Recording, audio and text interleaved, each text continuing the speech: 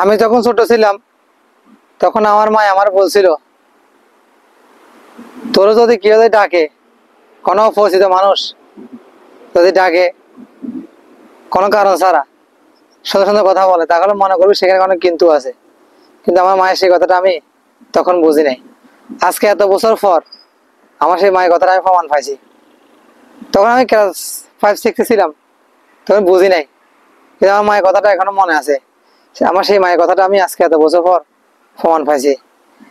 এবার কালকে আমি কি প্রমাণ পাইছি সেটা বলি। আমি কালকে ডিউটি থেকে আসার সময় আমি তো একটা সৌদি মহিলা আমাকে ডাকতেছে, কইয়া মোদের তাল।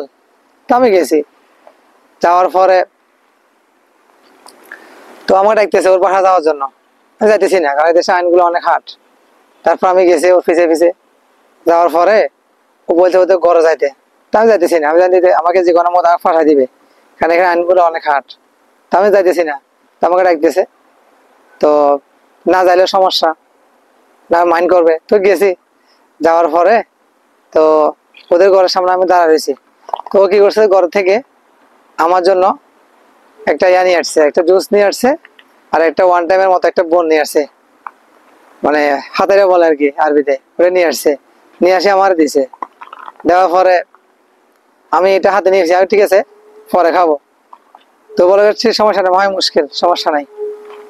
তো আসার সময় আবার এগুলা নিয়ে নিয়ে আসে আমাকে দিছে। দেওয়ার পরে আমার জন্য একটা ইয়া নিয়ে আসছে, একটা ময়লা বস্তা নিয়ে আসছে, যে আমি এগুলো ফেলে দিতাম। ও আমাকে বলতেছে যে আমাদের আজকে আমাদের হাউস ড্রাইভার টাইভার কেউ নাই, সবাই বাইরে গেছে, তুই ময়লাগুলো ফেলাই দে। তো আমি ওর দিকে তাকাই রয়েছি। আমি বলছি আরে আমার মায়ে যে বলছে, আমার মায়ের কথাটা ভালো লাগছে।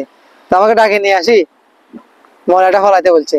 এখন আমি যদি না ফলাই তাহলে সমস্যা, কারণ এই দেশে আইনগুলো অনেক হার্ড।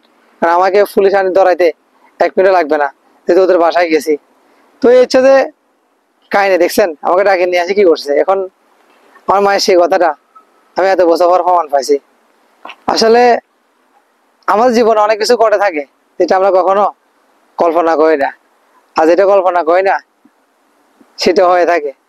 তো আসলে মা মা কি জিনিস বুঝছেন, সে আমার মায়ের সেই 17-18 বছর আগে কথা বলছে, সে আমার মায়ের কথাটা আমি এই 17-18 বছর পর মিল পাইছি। তো আমি চিন্তা করছি আর কোনো মহিলা যদি ডাকে, কেউ যদি ডাকে আমাকে, আমি যাব না। দেখছেন আমাকে ডাকে নিয়ে কি কাজটা করলো। তো যদি ময়লাটা নাও ফালাইতাম তাহলে আমার দোষ, ফালাইছি তাও আমার দোষ।